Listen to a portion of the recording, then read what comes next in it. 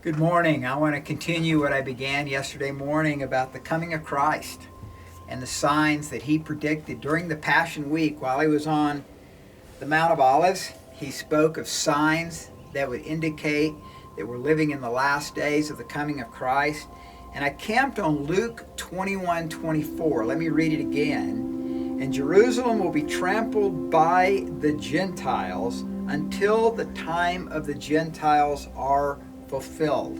And then he goes on to say in Luke, that day will come on us unexpectedly, for it will come as a snare on all those who dwell on the face of the whole earth. Watch, therefore, and pray always that you may be counted worthy to escape all these things that will come to pass and stand before the Son of Man. I just find it interesting that Jesus, in his Passion Week, preparing for his own death, preparing for his own torture, his own betrayal by his disciples, is preparing his people, those who would call upon his name, those who would be saved in the days after his resurrection. This is so important that I'm going to cover what it's going to be like in those last days in my second coming.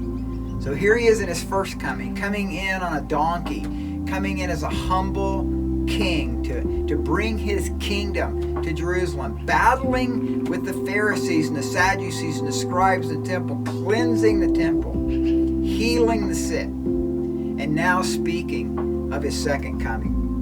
And so yesterday I talked about what happened in the early days of the founding of Israel.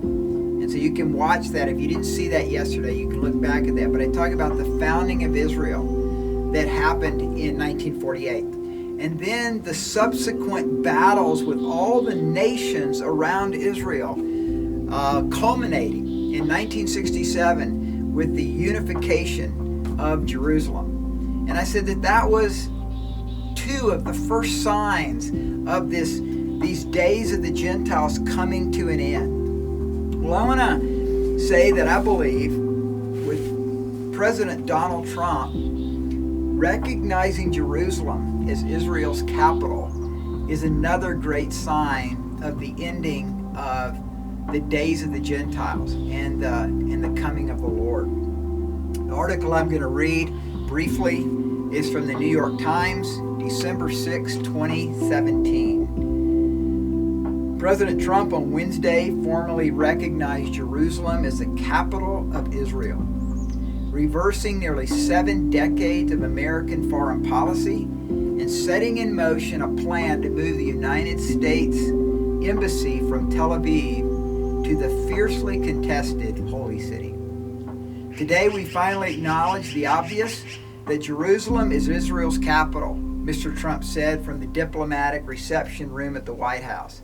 This is nothing more or less than a recognition of reality.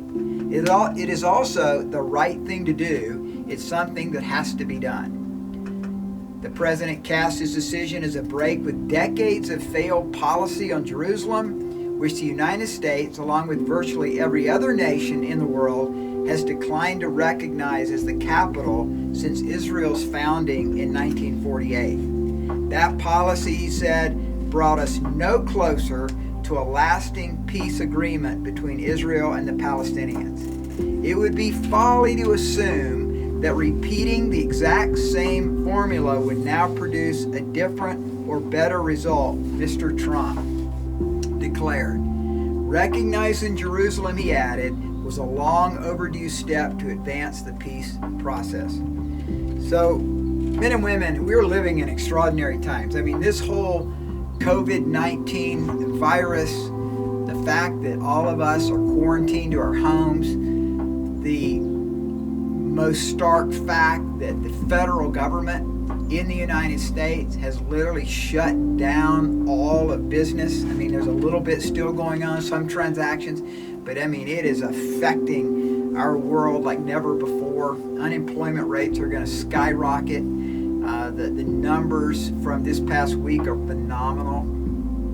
But what I realize and what we can realize in Bible prophecy here as Jesus spoke of this in his Passion discourse on the coming, his second coming, was that there was going to be a day where the days of the Gentiles would be fulfilled. And I believe what President Trump did here 2 years ago and is just now sort of unfolding before us is another sign of the days of the Gentiles being fulfilled in Israel.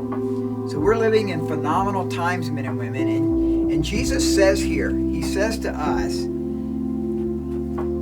may that day, that coming, not come upon you unexpectedly. I believe the signs, the last signs that are going to come are going to be a great revival in Israel, that Jews will be getting saved by the millions.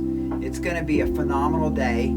Paul spoke of this, but also that there will be literally a unified Jerusalem, a unified city. And I believe that's what Jesus is looking at as he's looking across the Mount of Olives at Jerusalem. He sees destruction that happened in 70 AD, but then he's prophesying about a day in the distant future where there would be a coming together of the Jews from all the nations, and that would be a sign, a key sign of his coming. So here we are in Passion Week. May it be our prayer that we'd be prepared as men and women, as families. I mean, what a great time for us to come together as families, be united in prayer. Do the daily 7:14 that I shared a few days ago. The fact that we would take 2 Chronicles 7:14 and pray that every day as an individual and also as families together, that we would be prepared, ready in our hearts for a great kingdom revolution in the last days.